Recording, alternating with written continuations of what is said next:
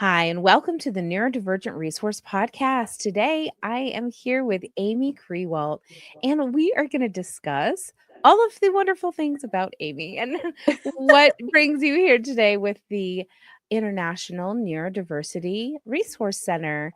Thank you so much for being here. How are you? Yeah, thank you for having me. I'm good. How are you? Good, good. Good. It's so good to catch up with you. No, Have a we lot of fun together. So be ready, everyone, for this to be probably a little off the handle and yeah, yeah. Well, what happened. we always have so much fun chatting. Yeah, and we just have a lot to discuss. We have Yeah, a wide variety of experiences and a lot of resonating experiences, and so yeah, it's a lot of fun. Well, tell us a little bit about yourself, introduce yourself, and we'll go further. sure. Yeah. Well, I always freeze up when somebody tells me to introduce myself. And go, I'm like, right? I'm like, wait, who am I? What do I do? Um, what's my name? So I got into advocacy through my children. So I have three neurodivergent children. And, like a lot of us as parents, we kind of go through that route of um, supporting our children, advocating, and then realize, wait a second, we need to advocate for ourselves as well. So that's me. I'm a mom of three. I used to be a concert pianist and quit that before kids, and now I'm a teacher, and a piano teacher, music teacher, and working on building a school for specifically for children who need extra support and aren't getting it in their schools. Um, and I'm a writer. So that's kind of, I do a lot of different things, but Many. um, the thing that I know is most important to me is that I am a mom. Yeah, So absolutely. yeah, And your kids are just so phenomenal, so, like, thank you. unique, and isn't it Yeah. great when they're just have these individual little sparks about them that you're just Yeah. like, "Whoa, whoa." Yeah. Yeah. Absolutely. It's so fun. Having three autistic children who present so differently. Like, you could not look at them together and just think this defines autism, Yeah. because each one of them have totally different personalities, totally different needs, and how they express um, their unique selves is just, it's so different. So it's like that thing that, Stephen Shore always says, you meet one person with autism, you go over there's autism, and my kids really define that because they are just so different. It's really fun. And I know that you have, with your family too, you see that as well. Yeah, absolutely. 4 of us and an extra that I'm definitely sure is also on the spectrum because Yeah, why how could he fit it so well? right. But, Exactly. it's really a great, experience, but it's also a great knowledge and gives you that wisdom to be able to look at the community and say, "Okay, there's not just one, version that of autism that I can look at and be the version that is, Yeah. present." You're so right in that it's so individual down to just the molecular cell of a person and how different, yeah, how connected we can be unified as a community, um, Mhm. in the same that we're looking for kind of, an understanding, an awareness, like, an acceptance that the systems that are built now aren't working for Yeah. so many. Um, and I was talking to somebody yesterday and they were saying, what happens when, the numbers, and she was speaking from a point of view of having written a book back in the 90s when it was like, 1 in 10,000 or something. And then here Mhm. we are, 1 in 31. And what's that gonna look like when it's 2 and 1, when it's 5 and 1, when it's Right. 5,000 to 1 typical? Yeah. What kind of are we waiting till that happens to Mhm. flip things around? I mean, that's kind of a scary thought to Right. I know that if there was just a world full of DJ, then, it would that it would be a little chaos, that's for sure, and Yeah. not a lot of order. So, what kind of things do you think, like, need to happen in order to try to overcome some of those barriers? Well, I think we really need to focus on accessibility and inclusion and just normalizing it so that it's not performative and that we're not just making things accessible for people who have disabilities, but we are making the world completely inclusive so that it doesn't matter because what we have seen, and there are studies that have proven this, is that when we provide more accessibility, especially, in education, for instance, if we make the entire classroom accessible and teach children the entire class as if they need accommodations, everyone benefits. Mm, The reverse is not true. We can help everyone thrive if we just give more more options and make things less like an assembly line. Um, and so if we were to apply that to the entire world, and have every space be focused on inclusion, and we just have things ready so that everyone does feel welcome and included, yeah. that is how we make sure that, diagnosis or not, everyone is being supported. Yeah, absolutely. And luckily, there is kind of a universal design idea, Yeah. architecture, moving through. And if only all of the places would take hold of it and Hmm. start, and even if they have to start from scratch, like why not? Why not? It seems just silly to me to not have it made for everyone to begin with, because not only when leave people out, are you leaving out obviously the person, and but how many friendships, ideas, connections, how much more elevation for individuals if everyone could be there. And we don't, yeah, we don't have it set up in so many areas of the world in that way. And yeah, it's gonna be hard. Now, you do a lot of work online and, with social media and things like that. Tell us a little bit about how you make that accessible. Well, the first thing that I do is ensure um, that there are image descriptions, because that's one of the things that's always missing from social media that really makes a big difference. I mean, we have a lot of help now with AI that'll, describe things whether we write it out ourselves or not, but it's not always accurate. Um, and also putting in that personal touch where you're actually providing your own perspective really makes it more intentional and inclusive, because it's not just going running through a machine, and saying, "Oh, there's a house there and a tree there," but you're really describing what you're seeing, Mm, which is provides a much more like just personalized. like Um, storytelling it almost. really is. It's Yeah, storytelling, and think about it. If that's all you have to go on, um, you want to know that somebody is actually experiencing it, that it's not just being put through a machine. So that's one way, because it's it's just a courtesy, like yeah. people who are blind or have low vision, they really need they deserve to have that accessibility and added perspective.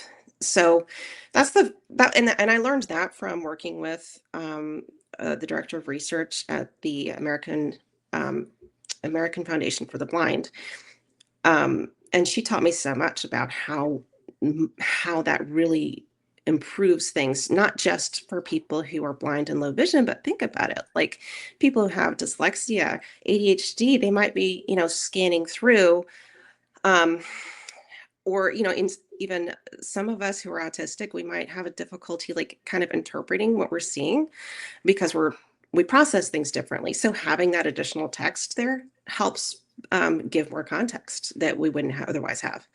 um, and I've seen that before, like especially with memes, online, and I'll be part of some of those online groups that are like just for neurodivergent people. And they're like, wait a second. They'll post the meme, but also say, like, I don't understand this. Can somebody explain it? So Yeah. that's kind of what it is. It's like just giving an automatic explanation. And then Yeah. what is, if somebody already, doesn't need it, well, they don't have to read it, but at least it's Exactly. there. At least it's there. So that's the first thing that I learned. And then of course, captions on videos are exceptionally important for people who are hearing impaired. And again, actually, for people who are neurodivergent, it's really good because, like me, I have auditory processing disorder. So it helps me so much if I'm able to see the text along with hearing the video. So again, like that's, a lot of people just assume, well, that's only for the people who have that particular disability, but it's really not. It's so much, it benefits so many more Yeah. people. So that's what I specialize in, and just making things more accessible for everyone. I think there's a lot of stuff that we just don't even realize Yeah. as people get affected or excluded. So, and there's stuff that I miss. I'm learning stuff every day about Mhm. what needs to be done in order to make social media more accessible. I think we'll always be learning. I think that's the never you can't ever cover just everyone's, Yeah, yeah, issues or challenges, but thank you so much for that work you are doing because it is important yeah, and it's so I was just saying, it's the first part about belonging is inviting. And when you have the environment set up that is inviting already, whether it's physical or online, that welcomes those people in to feel like they belong, to feel like they yeah, want to be a part of it. yeah. And, I think that that's kind of the intention, right, behind, Mhm. what we're doing here at the Neurodivergent Resource Podcast is really generalizing, some resources for the neurodivergent community Yeah, and bringing kind of, this amazing group of, advisory board people together yeah, to help challenge, educate, just advocate so many things, and, I'm really excited to be a part of all of this. yeah, yeah. I think it's a really exciting new initiative, and Yeah. yeah, and you've done a lot of work with making things more accessible too. I'm trying. I'm like you said, I'm learning as I go, Yeah, and like you said, I'm gonna uh, have to make the mistakes to learn from them. But it's been a beautiful process. Some of the connections that I've made are I people who I've reached out to maybe. 15 even years ago that I've never heard from, and then I'm like, "Hey, did you see that Facebook message I yeah, sent you?" 12. Uh, yeah, yeah, and so it's been kind of funny to make some new connections with people that I really look up to and that I, wanted to have their, stories told and wanna hear it for myself and just really dive deep. It's so yeah, exciting, yeah. incredible. It's really cool. So, what are your plans? What are you working on now? Like, tell us your kind of main priorities. Oh gosh. Well, you know, it's funny because I spent probably since 2023, I really dove into the nonprofit world, and supporting nonprofits, volunteering, um, and coming from my background as a creative, it was different. I mean, I'd already been advocating for a long time, but didn't really have, I guess, communities that I could be part of, and organizations. So um, I spent uh, 2.5, almost 3 years solid. Like that has been my main focus, is working with nonprofits to create more awareness and resources. Social media. I've done a lot of social media for nonprofits and making it more accessible. Um, but so, uh, like a month ago or so, I actually started therapy with a new therapist, and I love talking about this because he really kind of changed my life in the first session when he said, um, "Well, what are you doing for you?" Because I spend all of my time, like, my kids, advocacy, everything else, and I really kind of lost.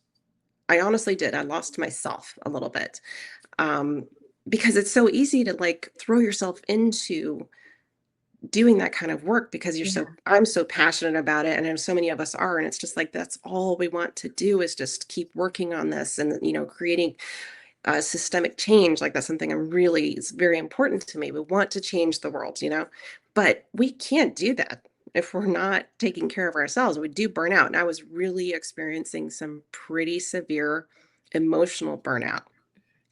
And when he asked me that, I was just like, I don't know. I'm not.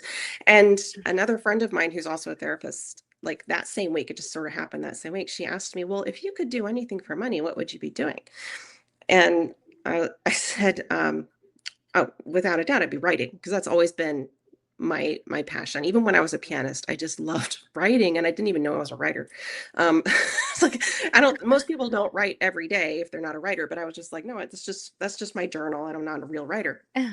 Um, but I had started a memoir back in 2020 about my childhood being a pianist traveling the country with my mom, and all about my family and the different dynamics there. And it ended up being I was writing about all the missed signs of being autistic, Oh, and ADHD and PDA and everything, but I just didn't know. And we didn't have, back in the 80s, it was just a totally different world. We of didn't, course.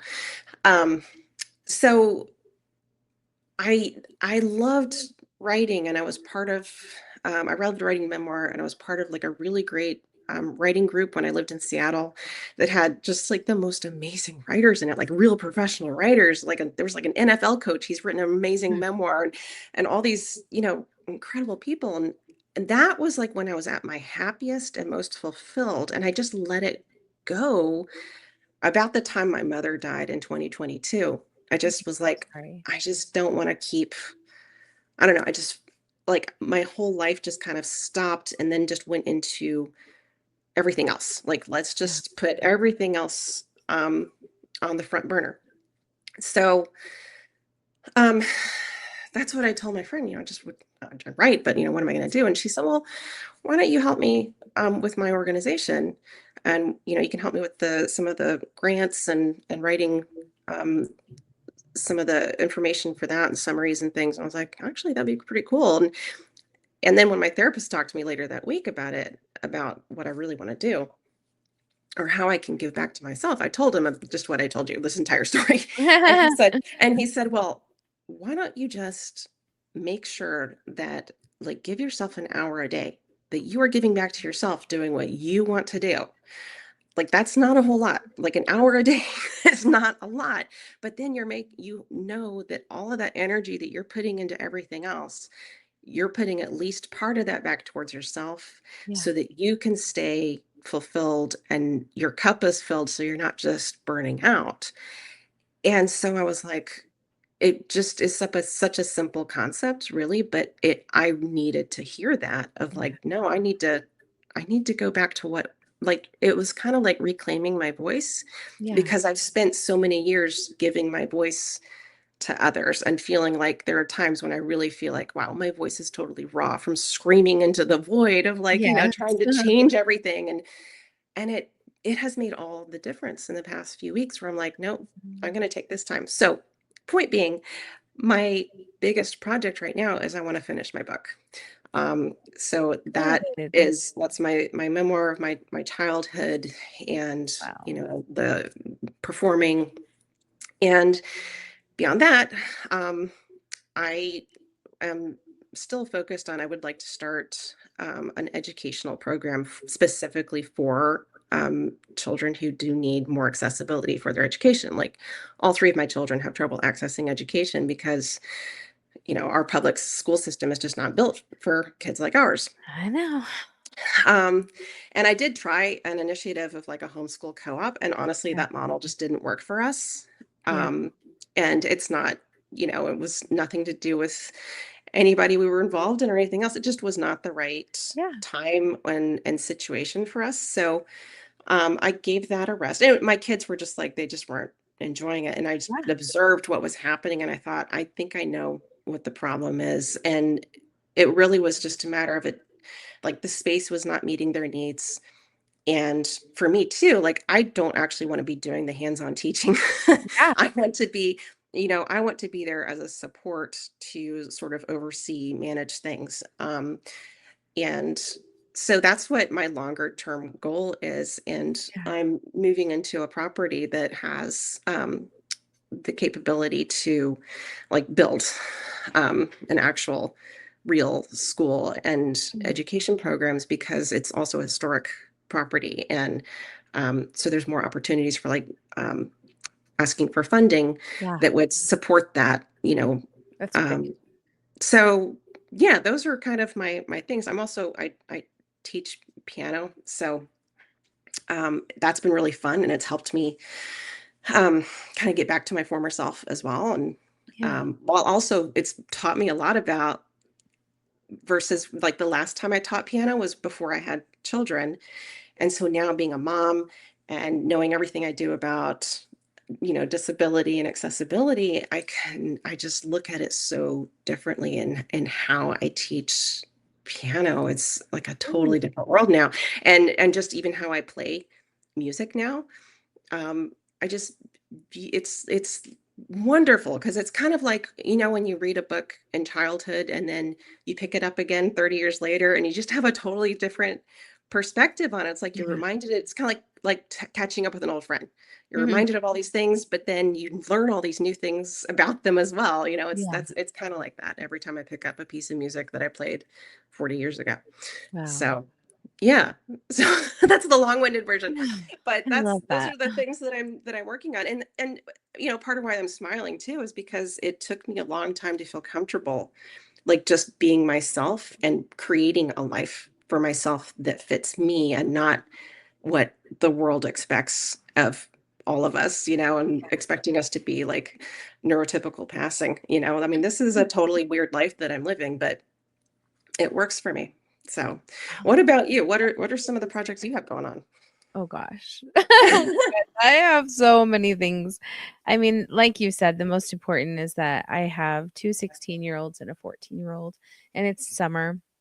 We're coming out of homeschool, so we can do whatever we want now at Mhm. whatever time we want. And I'm really trying to get activity-based things because, two of them are very capable of going out to the world and doing things on their own and getting experiences that they need to have and deserve, and I want them Yeah. to understand the value of money, and, I think I was talking to Patty Lauschman yesterday. Do you remember we Oh yeah. were, like, She's a so few years so ago? great. Yeah.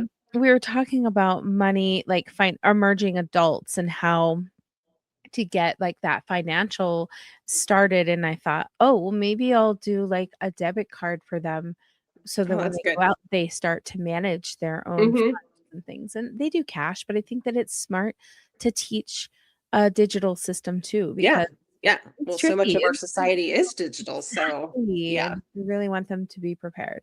So, I mean, Yeah. that's a big, huge thing. The other one is has a crazy sleep schedule in his home, but, oh my gosh, this is so exciting, Amy, so exciting. DJ is my oldest, he's 16. He just got monetized on his YouTube channel, Oh, like, that is maybe awesome. in March, and he's almost up to, like, $200, and I'm That's like, incredible. "Oh my gosh, DJ, That's this is your phenomenal. first job," and Yeah. so I'm really trying to, hearing that it was you could just kinda see this like, "What?"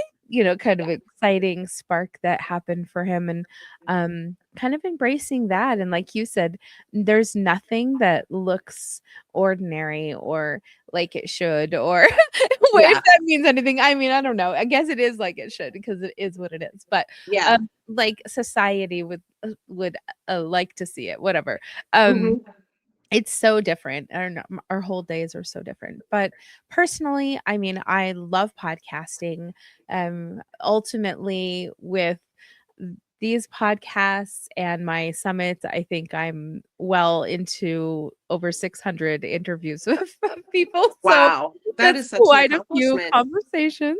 That's Um, amazing. I you love that. and I just like you said, I learn something new every single time. I learn about myself a lot. And, when I first started and I like really had to get the guts, if you will, to Mhm. stare at myself in the computer, Yeah. um, to hear my own voice. And for a long time, I had what my husband liked to call my secretary voice. It's kind of a little higher, Yeah. pitch, and it's like my masking voice apparently, and, I wore that for a really long time, and I was podcasting before I had my diagnosis, and so I think that to see the change, and to hear the change and, like, everything to pre and post diagnosis is so cool. Yeah. I think it really showed how I started to just, like, relax and embrace myself more and not be Hmm. so high. Like, I was never, like, anxious, but, not in I didn't have too high of expectations for myself. Yeah. I allowed myself to just be fidgeting and be whatever, I needed to be doing, and so Yeah. that's been really great to and plus, what a cool opportunity to educate on a whole new level when you have Yeah. that new information. So Absolutely. Yeah. that's been really fun. I mean, I'm, building technology. I'm, like, not Yeah. a tech person, but, I'm a tech person now. Yeah. Building some technologies I'm working on, and, that's going really fascinating. I mean, for me, I'm, a stay-at-home mom, you know, we don't have the uh, wallet to really fund all of the apps and ideas that I have along the way. So investors, please come. No, Right. just but ultimately, yeah, I'm learning how to kind of do the same, how to apply for grants, how to write things, how to um just look for my own, funding opportunities. It's Yeah. hard and tricky.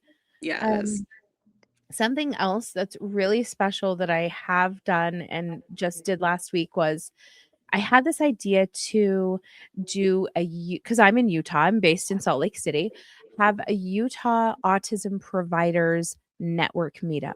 Just like Oh, that's get great. everyone together, speech Yeah.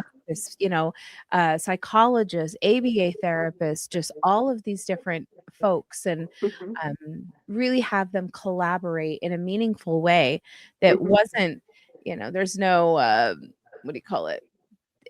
I didn't have any it wasn't paid for, or Mhm. anything. It's just like, "I just want you I'm gonna bring this playground, y'all come play on it and have a fun Yeah. time."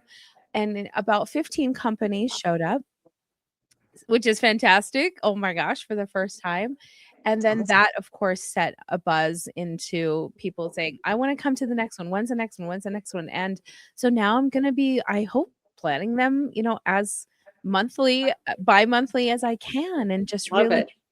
bringing the Utah autism community together. And I have to say this, interesting thing is that I've been doing all of this for so long now, but I would say my global community, my, like, global reach and everything has far, far surpassed any connections or, like, things that I've created here in my local city and Yeah. state. And so Yeah.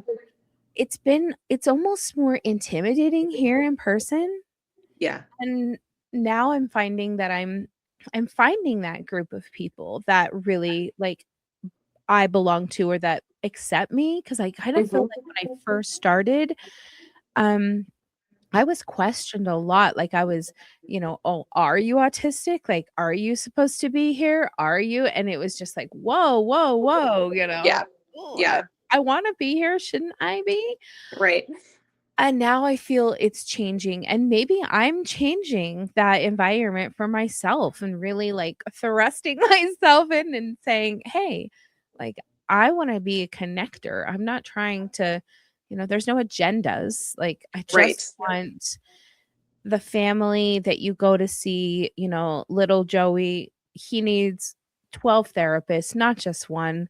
Why not have them all in your pocketbook, all in your phone, ready to say, I got this lady, I got this lady, I got this guy, I got this company, I got this. Why Yeah. not? Yeah. How magical would that be for that family? Yeah. Yeah, absolutely. Passion. That's wonderful. Make me get That all is so wonderful. I passionate. know. I love that. I mean, and I love that you've just like really forged ahead and, using all of your resources to really support the whole community. That's very Yeah. admirable. And I like what you said about you're a connector. Like I think that is so that is no, that's such a great it's such a great description, but it's so Yeah. needed, Yeah. like I've come across this too, like in online communities where people need more, they just need like an introduction and they need somebody to kind of like put the pieces together because they just like there's all this amazing talent and all these incredible ideas out there. And it's like, well, if they just need somewhere to go and like plug Yes. it in. Exactly, Yeah. exactly. So I love that. Well, and that's why, all of the platforms, at least, that I have and everything, I absolutely welcome people because for me, the power of sharing, it only strengthens my community. It doesn't take away from anything I'm doing. So I'm a Sure. big proponent of doing that. Like sometimes I go on my page and I'm like, oh my gosh, I haven't posted anything personal. I've shared like Yeah. 500 Yeah. other people's things. Whoops. I got to get in there and do that because that's important too. People want to see that you also stay personal and connected and Yeah. that you want to uh be the face of whatever you're doing. So Yeah. it's Yeah. it's going to be exciting and only up from here, and there's just a lot of growth, a lot of scaling that needs to happen, and so yeah. Yeah. Yeah, absolutely. That's very exciting. Something that you touched on that I think is so really interesting about being late diagnosed, is you were talking about how you had your masking voice and then and how it just sort of evolved. And that's something that I've noticed a lot too. Like with myself, I can see such a difference in photos Yeah. pre-identification. I like to call it Yes. identification, not diagnosis, I but love that. I love that. pre-identification versus I'm after. gonna Like say I that can now. see that I was masking so much even in photos. It was like every day of my life, I was just trying so hard to Yes. be what I thought I needed to be. And And not then, just yourself. yeah, It's and it was like so because when depressing. when you grow up autistic, ADHD, and don't even know it, all you feel is that you're just not what everybody else is. It's just so Why isolating. I'm struggling. Yeah, and so we form that mask just to try to fit in with our peers, Yeah. our families, like, not being the odd one out. Yes. Um, and so I noticed in myself, like I go back sometimes and look through photos and I could see there's just like this smile that just not really, it's just very, and it's not reaching the eyes. And then because I was diagnosed in 2020, identified in 2020. And I can clearly see, like, even at the beginning of the year versus the end of the year, then the photos you can really see, like, oh, that's a genuine smile. So it really Yeah. allowed me to relax so much. And I used to struggle so much with depression and anxiety. That's another thing that changed completely once Yeah. I had my identification. Like, Me too. I haven't had a depressive episode at all. I mean, I think being anxious is part of being autistic just because I we're would we're say always mine's yeah, the opposite. I have really? no more anxiety, no more Wow. anxiety of, like, somehow like, I would say as I literally had anxiety every single day, all just horrible. Yeah, I have had maybe 2 anxiety episodes in the last 5 to 10 years that I can think of. that's That's amazing. a long Mhm. time. Yeah, I've had more migraines than that, you know what I yeah, mean? That's like, oh, my goodness. yeah. But Well, anxiety, but the depression, like, that's a little yeah. snaky wave of sneakiness sometimes. Yeah, I can understand, and I think it just depends on what our individual needs are. Yeah. Like for me, I do have a lot of sensory um aversions or sensitivities that, I didn't know. I had no idea that's what I was experiencing before identification. And then it was like, oh, this is why I can't go to IKEA, because it's too Love it. noisy, it's too loud, Yes. and because my ex and I used to have a joke, like when we were first starting out, we would, we're really poor, so we would go to Walmart, and like to load up on groceries, but we hated Walmart so much, and this Yeah. was before you could do online shopping. And so there was a Mexican restaurant right next to the Walmart, so every time we would go get groceries, we'd go have a few margaritas first, just because we Beforehand. couldn't, it was like the anxiety of like, oh gosh, I can't go through, it's bizarre, but when you think about it, like really think about it, the environment that these big box stores have is like so opposite of what people like us need. Like there's just things, the noises, like the big echoey um Yes. buildings, and just like, and there's also choice paralysis, like there's Yes. too much stuff, my Oh, brain can't process it all, so I was just so overloaded. But now all I know, it's like I don't feel bad about saying, you know what, I'm I not going gotta to go. go, because it's Mhm. not, I don't need to, Yes. and it's not worth the stress. And so that's how I kind of manage a lot of my anxiety now, is just realizing that I don't really need to be in that environment, or I can accommodate myself by, using headphones or Exactly. a lot of us as adults will use the AirPods. AirPods. Yeah. I don't have a set yet, but like my friend, who's also autistic, she says she uses them all the time and nobody would know. Yeah, So yeah. that's a really good tool. Um, so yeah, so that's how I feel about the anxiety part, is like I do still experience it, but it's definitely nothing like it used to be. Mm. And then it's nice because I can kind of just say, oh, well, this is why. This Yeah. is why this is causing that anxiety. So here's what I can do about Exactly. it.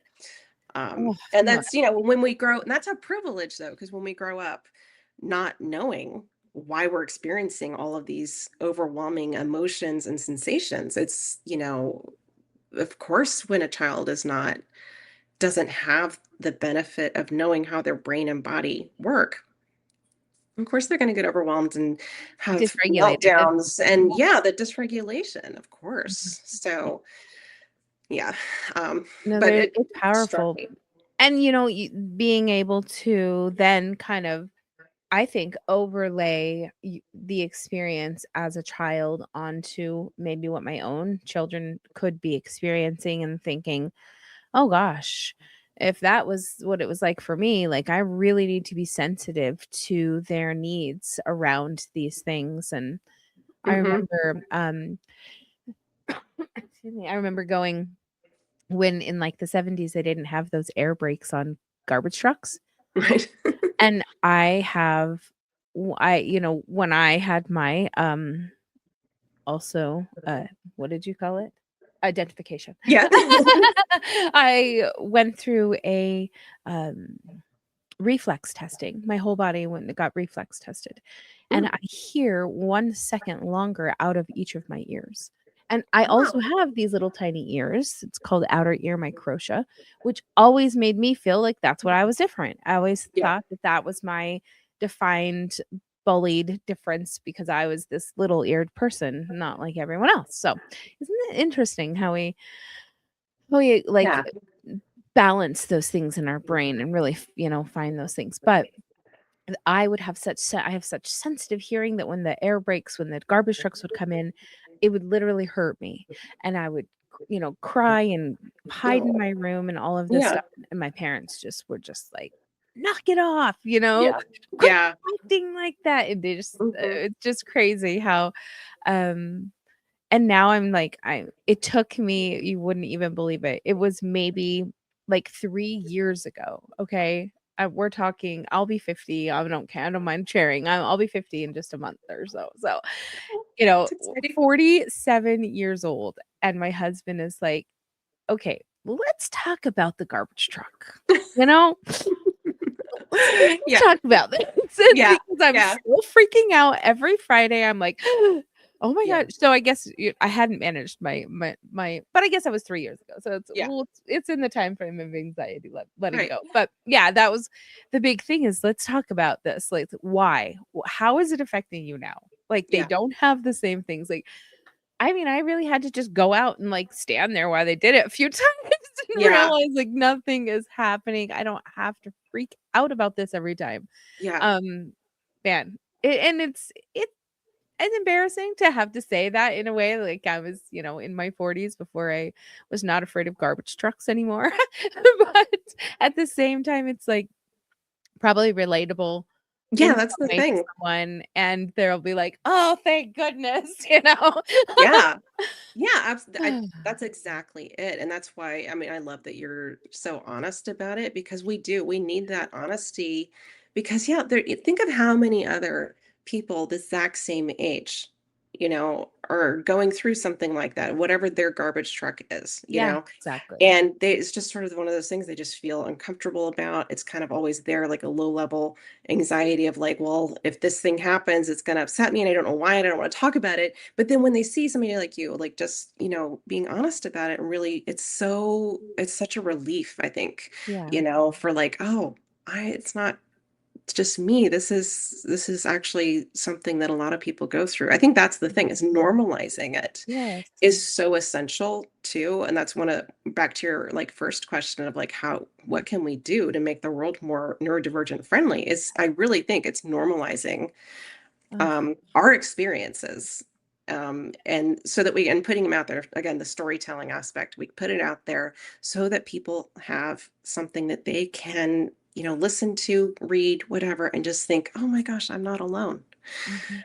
Yeah. Um, so I love that. And just to give you some validation too, my youngest son has the exact same sensitivity. That was the first time that I actually realized that my baby was also autistic, not just my twins, because he had the Mhm. exact same reaction to the garbage truck. Um, and Oh, so, isn't that yeah. interesting? Yeah. Ugh. See, you're not alone either. So there you go. Thanks. Give him a hug for me. Yeah, No. I will. I know. Yeah. Oh, man. It's so great, and I think that this is such a great episode. This is a perfect way to kind of kick things off and get things, showing how we want to provide, information and relativity and really be able to be a part of the community and have Yeah. people want to, come and share their resources and gain from us as well, and so, Yeah.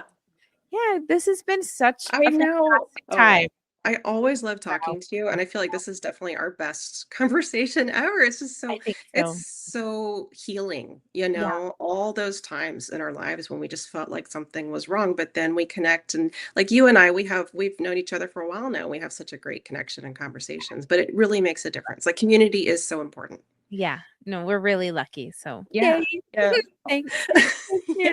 Neurodivergent Podcast. Yeah. I Bringing love us it. together again. Yes. And this will be, one of more and many, and, we're just really excited to bring this all to you. So, without Yay. further ado, can't wait to stay in touch, Yes. and yes, we'll be doing that for sure. So, Yes. make sure to Yes. stay tuned. Sounds good.